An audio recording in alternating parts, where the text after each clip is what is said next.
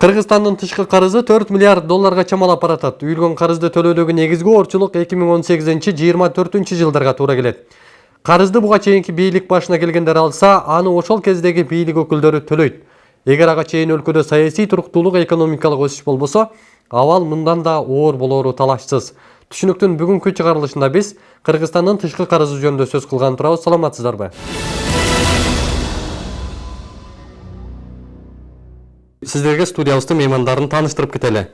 Финансы министрлигинин мамлекеттик каржы башкармалыгынын жетекчиси Бакыт Сыдыков жана Калыс саясий кыймылынын төрагасы Жеңиш Молдокматов. Студиябызга кош келипсиздер. Суроону мен Бакыт мырза сизден баштагым келип турат. Кимге жана канча карызыбыз бар учурда? Азыркы учурда сиз тышкы карызды сурап атасыз. Ооба, Кыргызстан тышкы карызы.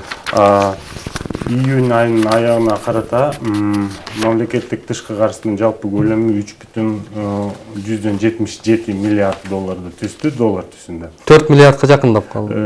3,8 десек болот. Анткени 200 миллион деген дагы бир чоң акча. Ошон үчүн 3,8 деп баяндап атабыз.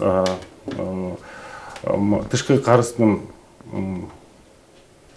50%-на жакын көлөмү мамлекеттер тарабынан бөлүнгөн кредиттик каражаттар, калган 50%-нын тегереги эл аралык финансы жана өнүгүү уюмдарынан бөлүнгөн кредиттер болуп атат. Жалпысынан айтып кетсе, бүт мамлекеттик тышкы карызды финансы же каржы шарттары льготалык шарттарда берилген болчу. Эмне дегени льготалык деген түшүнүк жалпы мөөнөтү 40 жылга жеткен кредиттер. Ошол 40 жылдын ичинде биринчи 10 жылдыкта мамлекет Кыргыз Республикасы ошол кредиттер боюнча негизги сумманы төлөөдөн кандай десе льгота алат. Ошондон да тышкары жалпы кредиттердин проценттик көрсөткүчү 0,1 баштап 2%га чейин жеткен кредиттер болуп атат.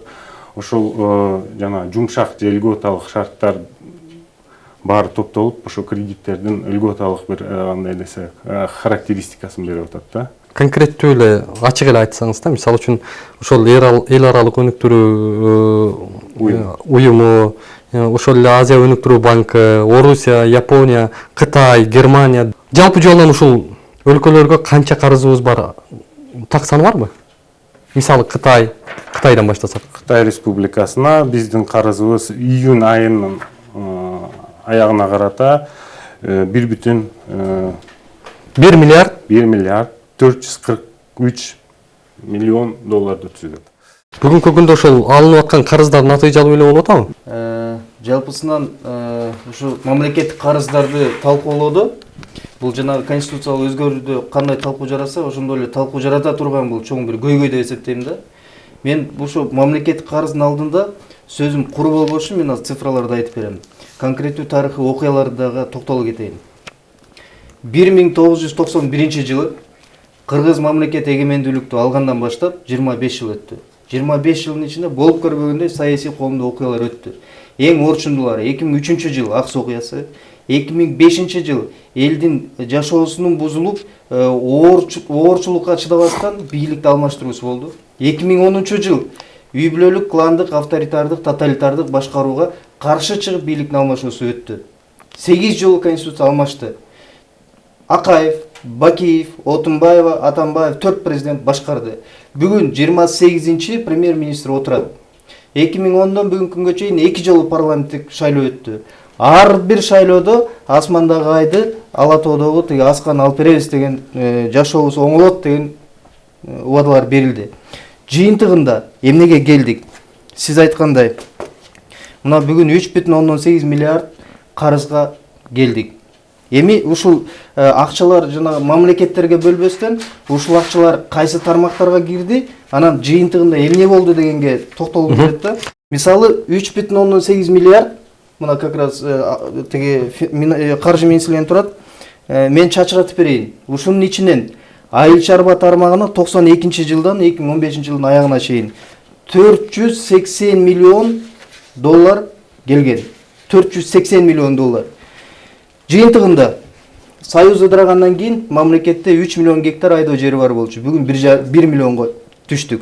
Мен жыйынтыгын айтып берип атам да. 95% айыл чарба шаймандары же техникасы жараксыз. Ремонтко муктаж. Эгерде мурун койдун башы 10 миллион болсо, бүгүн 3 эсеге кыскарды.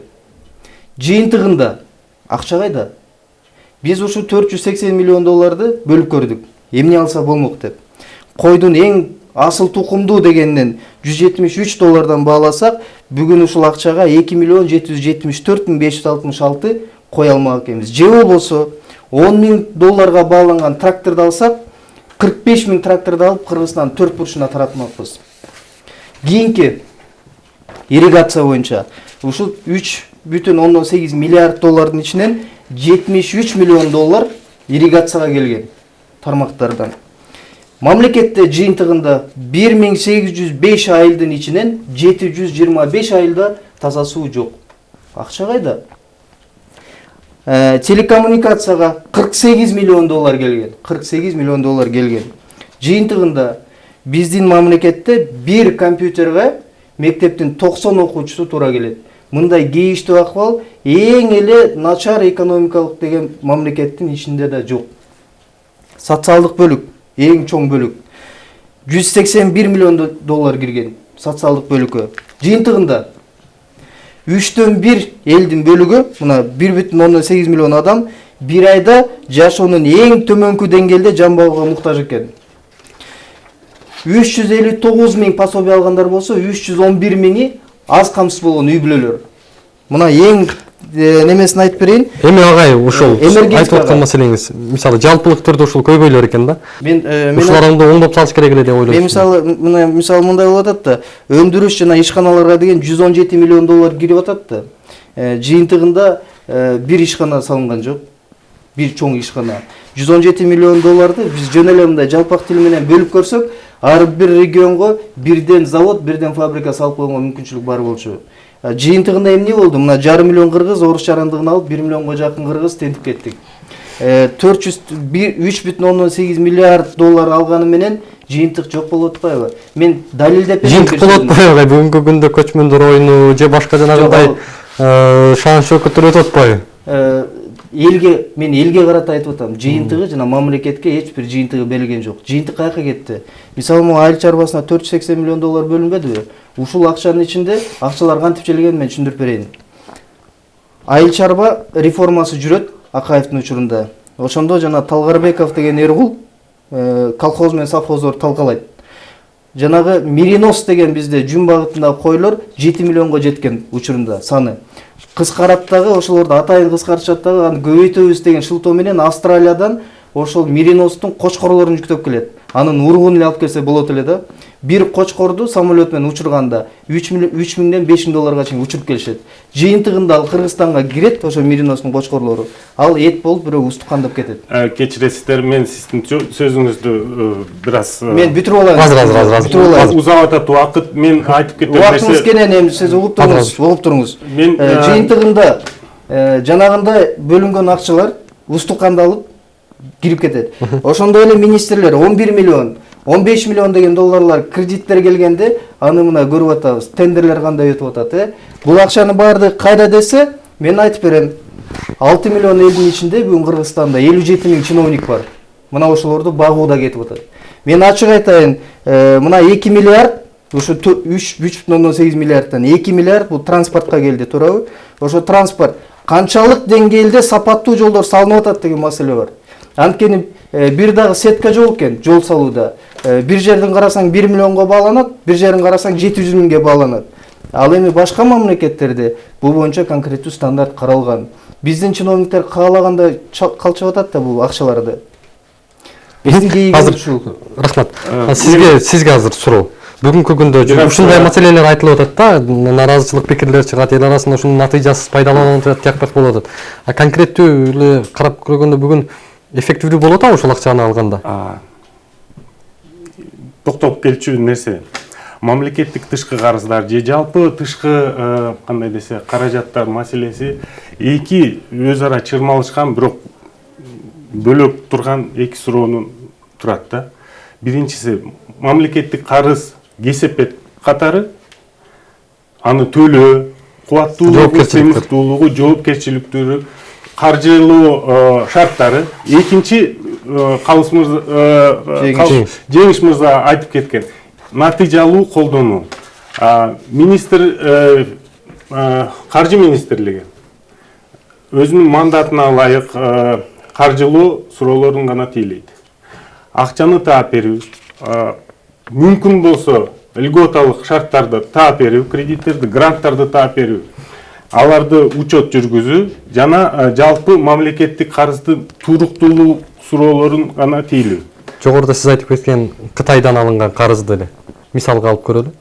1 миллион 400 миң долларды 400 миллион. 1 миллиард 400 миллион доллар. Каяка жумшалды? Ошолорду сиздер алып атканда бир жумшалуу жолдорун да айтасыздарбы? Ири проекттердин аттарын атап кетейин. Альтернативдүү мамлекеттин түндүгү менен түштүгүн байланыштыруу альтернативдүү автомобиль жолдорунан курууга кеткен азыр 499 миллион, андан тышкары дагы 200 миллиондун тегерегине дагы кредиттик каражаттар жалпысынан 700 миллиондун тегерегинде ошол жумшалып атат. 400 миллионго жакын Бишкек шаарыбыздын жылуулук электроцентралын реконструкциялоого жумшалып аткан кредиттер. Андан тышкары Датка кемин натыйжалуулук дегенде, мисалы үчүн Датка кемин бир аз айкыныраак болуш керек. Датка кемин деген өтө стратегиялык жактан маанилүү суроолор чечкен долбоор болуп атат. Андан тышкары Север-Юг модернизация электросетей деген дагы бир кредит бар 500 миллион тегерегинде, 386 миллион тегерегинде. Ушул энергетика тармагын эле алсак, мисалы үчүн Датка кемин менен жанагы түндүк менен түштүктү байланыштырган проект мамлекеттин түштүк менен түндүктү байланыштырган жалпы бир электр тармагын пайда кылган долбоор. Ошондон тышкары мындай саясат жалпысынан алганда бул долбоорлор мамлекеттин көз карандылык суроосун чечип атат. Ишке ашкан соң энергетика жактан мамлекет көз карандысыз болот. Инфраструктураны алалык, транспортты 95-жылдан баштап жаңылбасам 2000ден ашкан километр мамлекеттик маанидеги, стратегиялык маанидеги жолдор тургузулган. Эми Бакыт мырза, сиз кайсы жылдан бери иштеп атасыз? Мен 2001-жылдан. 2001 болсо сиз 95-жылга эч убакта жооп бербеңиз. Себеби мен сизге айтайын. Мен азыр Бакыт Сыдыков катары эмес, мен мамлекеттик кызматкер катары жооп берип атам. Мен министрликте болгон маалыматтарды 95-жылдан баштап топтолгон мамлекеттик маалыматтарды сиздин алдыңарга айтып берип атам. Анан мен сизге дагы бир жолу кайталайын, Бакыт мырза. Сиз иштеген күндөн баштап мен сизди угуп туруңуз, мен сизди угуп тургам, унчукпай угуп тургам. Мамлекеттик кызматкер болгондон кичине сөзгө да конок бериңиз. Мен сизге айтып атам дагы бир жолу. Өзүңүздүн иштеген убактыңыздан бери жооп бериңиз. 95-жылга чейин жооп бере албайсыз. Себеби эгерде биз суратсак, кана жана 1,5 миллиард доллар энергетика бөлүнгөн десек, сиз эчтеке дей албайсыз. Мен дагы сизге айтып атам. Мен Бакыт Сыдыков күнөөлүү, же болбосо мунун баардыгы сол жака кетти деп айткан жерим жок. Мен болгону айтып атам. Эффективдүүлүк жагы начар болуп атат деп атам. Мен айтып атам 3,8 миллиардты төлөп аткан эл болуп атат. Ошонун жыйынтыгы кандай болот деп атам. Туура жакшы долбоорлор бар. Мен толугу менен кошулам. Альтернативдүү жолдор салынып атат. Датка кемин стратегиялык объекттер. Аны бардыгыбыз билебиз. Бирок ошонун ичинде эле мына парламентте маселе көтөрүлүп атат. Сиз жоопкерчиликти көп албаңыз. Жолдор канчалык сапаттуу салынып атат, көрүп атабыз. Мына ошондуктан сиз өтө байкап жооп бериңиз. 95-жылга кайта турган болсоңуз, Талгарбековдун Айыл чарба реформасынан да жооп бериңиз. Анда мен айтам, мамлекеттик бюджет 25 жылдык тарыхында болгон 3 жолу профицит менен чыккан, туурабы? 2001, 2007, 2008 жылы.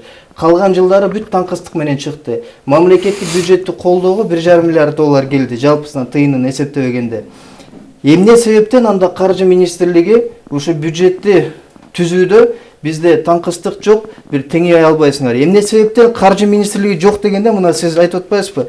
Жок дегенде мындай бир анализ кылып, бир сунуш келтирип парламентте көтөрбөйсүңөр. Эмне себептен парламентте бул маселе көтөрүлбөйт тышкы карыз боюнча? Эмне себептен тармактар боюнча сиз айткан ар бир министрлик өзү айтып чыкпайт, кагылайын, могул акча келди эле, моундай кетип калды, же болбосо моундай эффективдүү болбой атат деп. Эмне үчүн унчукпайсыңар? Бизде мындай акча келет, мисалы ошо айыл чарбасына 500 миллион доллар кирди. Бүгүн айыл чарба министрлигинде 3,5 миңден ашык кызматкер иштейт, туурабы Бакыт мырза? Акча келди, жыйынтыгы жок айыл чарбада. Бүгүн айыл чарба министрлигин жоюп салсаң, эл билбей калат.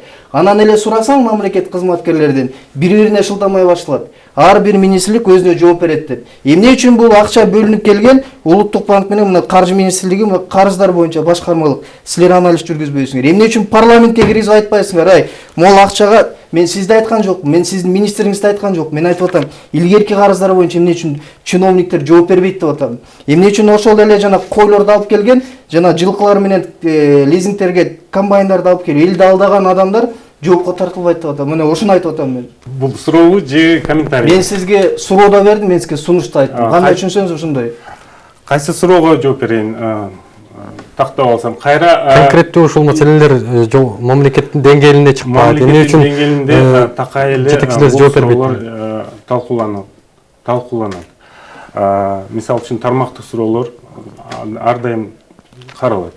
Жол маселеси, айыл чарба маселеси, транспорт маселеси, энергетика маселеси дайыма каралат. Эми жана сиз айтып кеткен 95-жылдагы берилген кредиттер тууралуу Каржы министрлигинде маалыматтар баары топтолот, анан каралат. Анан негизги максат болгон эми айкын караш керек да, калыс. Мени калыс деп атасызбы? Мен эчтеке деген жокмун. Анда айкындыкка, калыстыкка чакырбаңыз. Себеп мен реалдуу нерсени айтып атам. Эгерде айкындык болсо, сиз азыр мага айтып бериңиз. Каякта бул акчалар канчалык эффективдүү колдонулду деп. Эгерде ушу 4 миллиард бөлүнгөн акча бизге чынында келе эффективдүү колдонулса, жашообуз мындай болбойт болчу. Себеби Кыргызстанда 6 миллион элдин ар бирине карызды бөлсөк 600-700 долларга айланып атат. Туура. Ошондуктан мен сизден мындай суранып кетем азыр. Айкындык менен калыстык жөнүндө кеп кылбаңыз. Эгерде ага чейин барсаңыз, мен сизге айтам, мына акчалар кайда десеңиз, ушул жылдын жазында Каржы министрлигинен силер тендер өткөрдүңөр го. Кызматкерлерди акваланг менен бассейн алдында семинар өтөбүз деп. Бул эмне деген шумдук? Анын кайсы акыйкатты айтасыз? Биз бияка мамлекеттик карыз суроолорун талкуулаганы келген деп ойлогон болчумун. Ошол сиз эмнени талкуулап атасыз? Мен эми Жеңиш мырза, тарбия деген бар, эми бир киши сүйлөгөндө экинчи угат эле да, тарбия кылбайбы. Ак калпак кийип атасыздар. Кыргыздын тарбиясын көргөн адам катары мен сизди көрүп атам. Анан сиз сүйлөгөндө мен сизди унчукпай угуп атам. Эми айтыңыз. Мамлекеттик тышкы карыздар боюнча.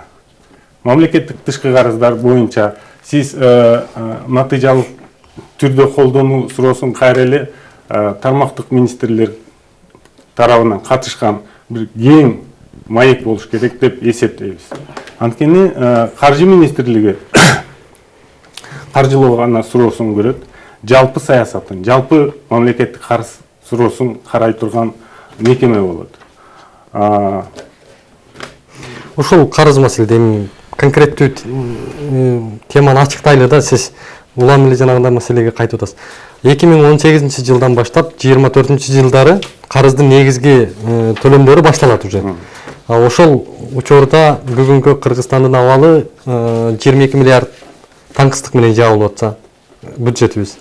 100 миллиондун деңгээлинде ушул карыздарды төлөө иши башталат деген божомолдорду эксперттер айтып атат да, 2018-жылда, туурабы? Бүгүнкү абалыбыз менен ошол сумманы чыгарып бергенге элде мүмкүнчүлүк болобу? Финанс министрлигинин өкүлү катары тескедиңиздерби ушул нерсени? Эми бул накта карыз туруусуна тиешелүү болгондуктан мен жооп берейин. Биз жыл сайын англис тилинде debt sustainability analysis деген бир көнүгүү бар. Кыргызча которгондо мамлекеттик карыздын туруктуулугу анализин жүргүзөбүз. Аны биз гана жеке жүргүзбөстөн эл аралык уюмдардагы карап, туура эмес деген текшерип чыккан анализ болот. Ошого ылайык азыр Кыргыз Республикасы тышкы мамлекеттик карызы туруктуу абалда, тобокелчиликтери чектелген түрдө болгон мамлекеттердин катарына кирет. Мамлекеттик тышкы карыздын төлөмдөрү мамлекеттик бюджеттин киреше тарабынан 8%-тын тегерегинде болуп атат, 8%-ке да жетпей атат. Кыргыз Республикасына окшогон мамлекеттер үчүн критикалык көрсөткүч болуп 20% болот. Биз азыркы учурда туруктуу мамлекет болуп атабыз. Тышкы карыз төлөмдүүлүгү жана сыйымдуулук жагынан биз туруктуу эле мамлекет болуп атабыз. Алдын ала финанс министрлигинин өкүлү катары бир альтернативдик жолдору, ошону төлөөнүн ыкмалары программа барбы? Так айтасыздар, ой пикир депчи. Ой пикир, сезим, эмоция деп. Бирок айтып кетер нерсе, жылыга сайын Кыргыз Республикасынын өкмөтү тарабынан мамлекеттик карызды башкаруу стратегиясы кабыл алынат. Азыркы учурда биз 2015-17-ге чейинки стратегия менен карыз саясатын ишке ашырып атабыз. Азыркы учурда эңки жумадан мүмкүн 16-18 деген стратегияны утверждение болот деп күтүп атабыз. Жылга сайын мамлекеттик карыз политикасы стратегиялык ылайык ишке ашырылат. Анан сиз айттыңыз туура, ой пикир ушундай эл арасында депчи, бирок бул карыз саясаты өтө регламенттелген суроо болот. Стратегия бар, андан тышкары мамлекеттик карыздар тууралуу мыйзам бар, 2001-жылы кабыл алынган. Азыр бюджеттик кодекс 2017 жылдан баштап бюджеттик кодекс ишке кирген соң мамлекеттик карыз стратегиясы саясаты стратегияга кошумчалуу бюджеттик кодекс тарабынан регулирование болот да. 17 жылдан баштап. Азыр деле биз стратегиянын астында иш ашырып атабыз. Токтоп кетсек, уже ошол карызды төлөө мөөнөтү келгенде башталган ошол стратегия башталган. Стратегия 2001-жылдан баштап ошондой жылга сайын стратегия регулярдуу түрдө 2001-жылдан баштап өкмөт тарабынан стратегия бекитилип турган практика болуп атат. Анан Жеңиш мырза, сизге ушул жерден Мамлекетте улуттук стратегия кабыл алынганда 2012 жылдан 13 жылдан 17 жылга чейин туурабы? Улуттук стратегия бул жөн эле кагаз, мындай эле кагаз. Улуттук стратегиянын бир барагы жана бир беренеси аткарылган жок. Аны мен натыйжасы, жыйынтыгы жок. Жыйынтыгы эмес, бир беренеси аткарылган жери жок. Аны мен сөзүмдү куруп болбошун парламентте стенограмманы көтөрсөк, ошол жерде айтылат. Себеби эмнеде? Анткени бизде стратегия менен программа пландар абдан жакшы жазылат да. Эми жана сиз сурооңузга мен кайтып келейинчи, алыстап кетелик да. Канчалык деңгээлде биз ушу мамлекеттик карыздарды төлөй алабыз? Мен эмоциям чыгып атат, Бакыт мырза. Мен мындан оор темаларды көтөргөндө мынчалык эмоция калтырып, мынчалык мен кыйкырып сүйлөчү эмесмин. Эмнеге? Себеби Мореки мамлекеттин тагдырын чече турган көйгөй 3,8 миллиард бул оңой акча эмес. Кыргызстандын 1 жылдык бюджети 2 миллиард долларды түзөт. Ал эми бул 2 жылдык бюджет болуп атат. Мына бүгүн ички дүң продукция боюнча 58-ге жетти пайызга.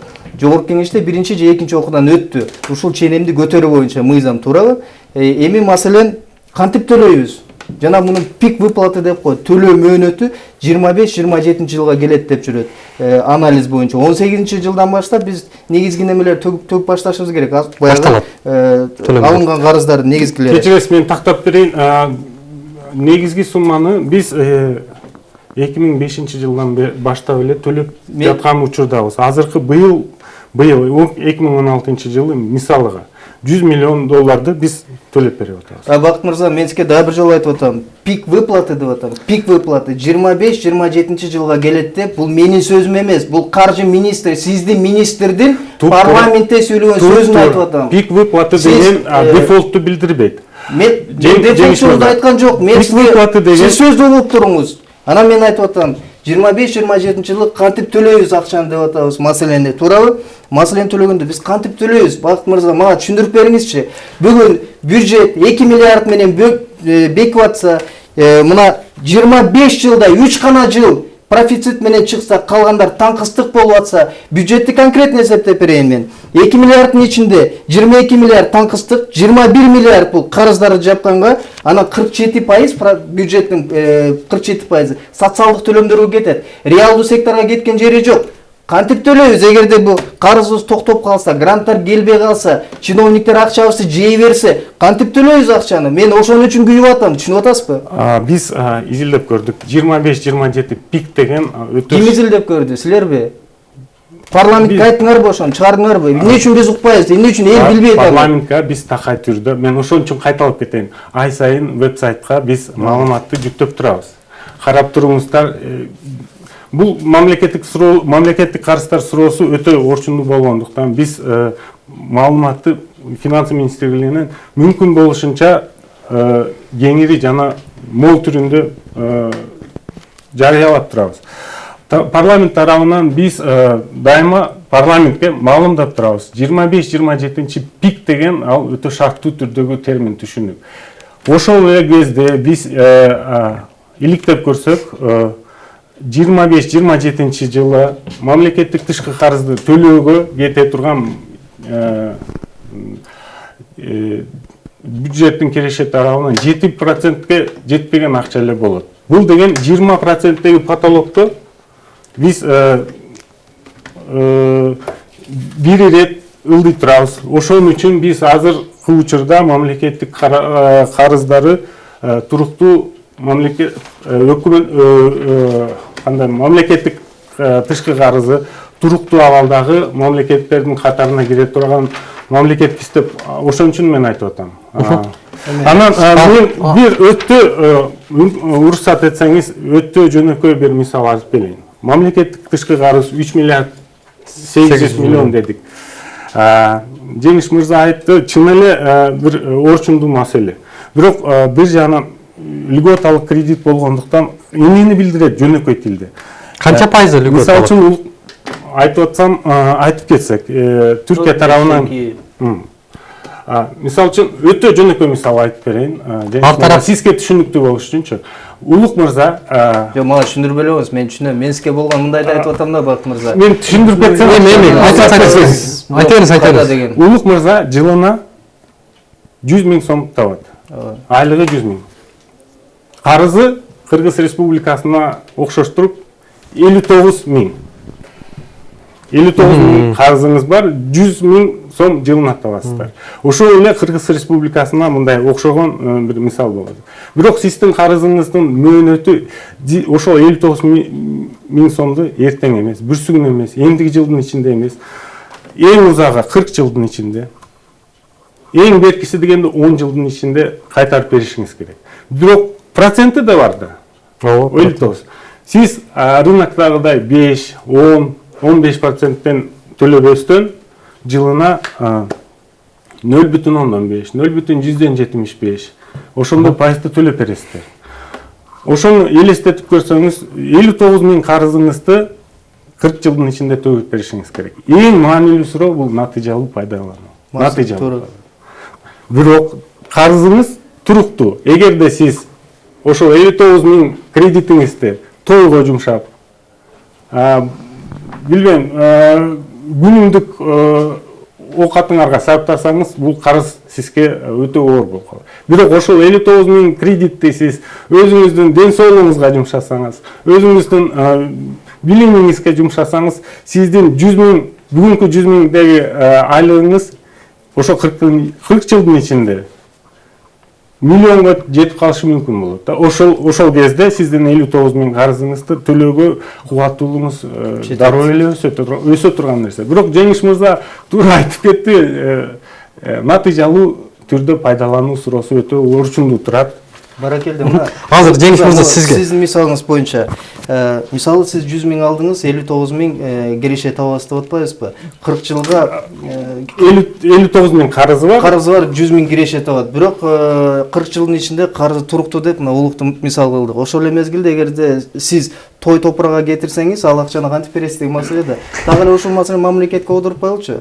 Биз бюджетибиз 2 миллиард болсо, бирок таңкыстык менен чыгып атабыз. Бизде киреше жок. Ошого карабай тойлор байманбай өтүп атат. Той топурага кетип атат. Анан акча менин күйгөнүм ушул акчалардын натыйжалуулугу. Акчалар кайда десең, ошол эле карызды алып, ошо жооптуу адамдар бүгүн хан сарай салып жүрөт. Ал чындык, Бакыт мырза.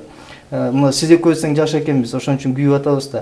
Хан сарай алып жүрөт, зыңгыраган машинелерди тээп жүрөт. Алардын балдары сыртта окуйт, алар ооруп калса сыртта дарыланат. Карапайым элдин бүгүн 2487 сомго гана бир айда жашаганга мүмкүнчүлүгү бар экен. Ал эми тиричилик минимуму 5020 менен бекиген экен. Анан каяктан адилеттүүлүк деген маселе чыгып атат да. Аз Жеңиш мырза, бүгүнкү күндө көп учурда мамлекет жетекчилерин же болбосо мамлекеттик ишмерлерди ушунчалык укмуш сындайбыз да. Конкреттүү сындап, аларды моуна кылбайсыңар, тигинде кылбайсыңар, мында кылбайсыңар. Шайлоо алдында деле ушул маселе айтылат. Укмуш жанагындай кой үстүндө торгой жумурткалап калат да. Анан шайлоодун эртеси ал нерседен унутулат. Ошол эле мисалда сиз бүгүнкү азыр сындап атасыз да, бир конкреттүү механизм барбы? Сиз ойлоп көрдүңүзбү ушул маселени иликтеген адам катары чечим барбы? Кантип биз ушул бүгүнкү, эгер сиз министр болуп калсаңыз, кантип карыздан кутулуп Кыргызстан гүлдөп калмак? Мен эки жолун көрсөтүп берейин. Эң туура айтып атасыз, баарыбыз эле сындаганга жакшыбыз депчи, сындаш керек. Бийликти сындап туруш керек, улук мырза. Муну мамлекеттин конституцияда жазылган, мамлекеттин булагы бул эл деп турат. Эл мамлекетти түзгөн эл жана элди багытка салган бул мамлекеттик бийлик. Эгерде бийликти эл сындап турбаса, ал иштебейт. Ал эми эки жолу, биринчи жолу бул коом тараптан мамлекеттик бийлик тарапка айтылып туруш керек. Бунун туура эмес, бунун туура, мунун жакшы, мунун жаман деп. Мына ошондо бийлик өзүнүн угунда иштейт. Экинчи жол, бул маселени биз жакын арада Кудайым буйрса деп атабыз, парламентке киргизебиз. Парламентке бир мыйзам түрүндө азыр справка об основании бардыгын жазып бүтүп калдык, Кудайым буйрса. Ушул мамлекеттик карыздары боюнча парламентке сунуш киргизебиз. Сунушта мындай айтылат: мамлекет карыз алыш керек.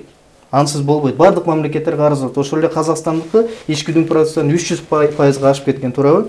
Биз айтып атабыз, ушу алынган карыздардын натыйжалуулугу боюнча мүчүлүш кетирген чиновниктер жоопко тартылсын.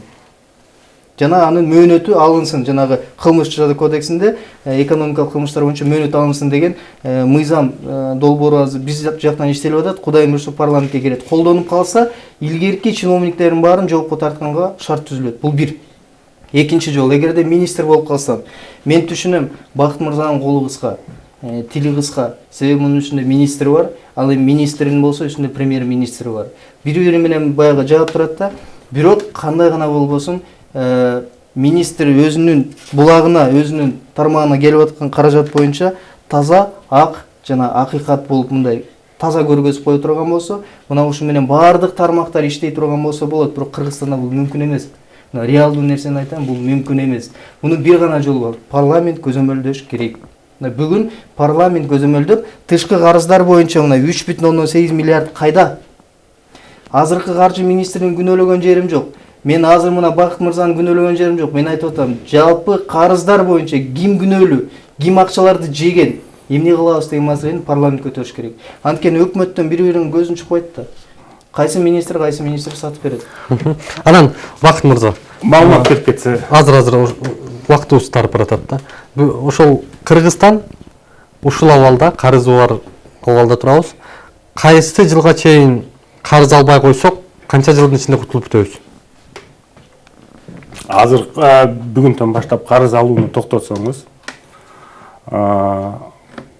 кредиттин эң узак мөөнөтү 40 жыл болгондуктан 38-40 жыл. Ошо 54-жылга чейин толугу менен төлөп берүүгө мүмкүнчүлүк. Эгер карыз албай койсок, мындан 54 жыл аралыкта, 40 жыл аралыкта 40 жылда төлөп берип турбайбызбы? Бирок суроо башка. Карыз алуунун кажети барбы же жокпу? Жеңиш мырза да белгилеп кетти, алыш керек, бирок натыйжалуу түрдө колдонуш керек. Натыйжалуу колдонбой турган абалда эми бул нерсе кооптуу экен да. Анан дагы бир суроо. Бүгүнкү күндө Кыргызстандын жарандары, жалпы Кыргызстандын жарандары 6 миллион болду да. Эми ушул карызды бөлгөндө алардын ар бир башына канчадан туруп калат экен? Ошол 3,8 миллиардты 6 6 миллионго миллионго бөлсө, ошол 600-700 миллион сом менен 600-700 доллар. Жок, сом менен канча болот? Сом менен ошо 600-700 50 миң, 60 миң тегерек болуп калат. Ошон тегеретеси болуп калат. Ошол эми 60 миңди акырын мындай 40 жылга чейин Ар бир жарандын башында бүгүн 50-60 миң сомдук карызы бар экен. Төрөлө элек баланы, курсактагы баланыкы бар. төрөлүп калган, бирок Курсактагы баланын. мүмкүн. Азыр эми Бирок ал көрсөткүч туурабы, туура эмеспи, ал чоң суроо болот да. экрандын ар жагындагы журтчулугубузга конкреттүү бир эми чечимди, механизмди, жол жобону жыйынтыгында кандай деп бересиздер? Мен маалымат берип кетсем болот эле да. Анткени мындай эчтеке кылбай жатат деген пикир болду. Кыскача конкреттүү айтыңыз. 2012 жылы Россия Федерациясы менен эсептен чыгаруу келишими кол коюлган. 500 миллионду эсептен чыгарабыз деген. Ошол 2013 жылы 190 миллионун бир эле иретте, бир эле убакытта эсептен чыгарганбыз. Быйыл калган 300 миллионду жыл сайын 30 миллиондон эсептен чыгарып атабыз. Быйыл март айында 30 миллион эсептен чыкты. Да, андан тышкары Германия тарабы менен 2007 жылдан бери конверсия, карызды конверсиялоо деген олборун ишке ашырып атабыз. Быйыл май айында 13,14 миллион жакын евро карыздан эсептен чыкты. Андан тышкары Германия менен дагы 15 миллионго жакын карызды эсептен чыгарууга жалпы принципиалдуу түрдө келишимге келип атабыз. Ошол иш аракеттер жылга сайын өткөрүлүп атат. Анан стратегия деген эмне? Стратегия деген чектөө. Ар бир саясий чечим болобу, техникалык чечим болобу, стратегия бул чектөө. Бир ирет чектөөлөр бар. Ошого ылайык мамлекеттик кредиттерди алынат. Ошон үчүн такыр башкарылбастан эч мындай иш кылынбай жатат деген ой болбош үчүн ушул маалыматты берип кетем. Рахмат сизге. Жыйынтыктоочу сөз. 25 жылдын ичинде мамлекет бийлик өкүлдөрү ар бир карызды алганда мына жыргайбыз, мына жашайбыз, мына жашообуз оңолот деп келген. Акыр аягында мына 3,8 миллиардты чапчыды. Мунун төлөө мөөнөтү келип калганда биз кантип төлөйбүз деген маселе жатат. Мен жана түшүндүрүп бердим. Бюджетти таңкыстык менен 25 жылдан бери келаткандан кийин төлөө маселеси абдан чоң. Бир гана жолу бар, Улук мырза, бир гана жолу бар.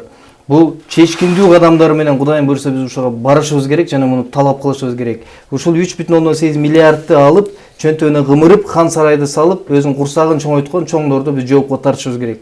Рамзан Кадыров айткан, эгерде кылмышкер, коррупционер кармалса, анын түрмөгө камоонун кажети жок. Анын болгон байлыгын кайра бюджетке кайтарып келиш керек деп. Мына ошондой чиновниктерди биз отургузуп, сыздатып, анан элдин камын жеген акчаларды кайтарып келмейинче бул маселе чечилбейт. Мен дагы бир жолу айтылайын, мамлекет карыз алыш керек, бирок натыйжалуу.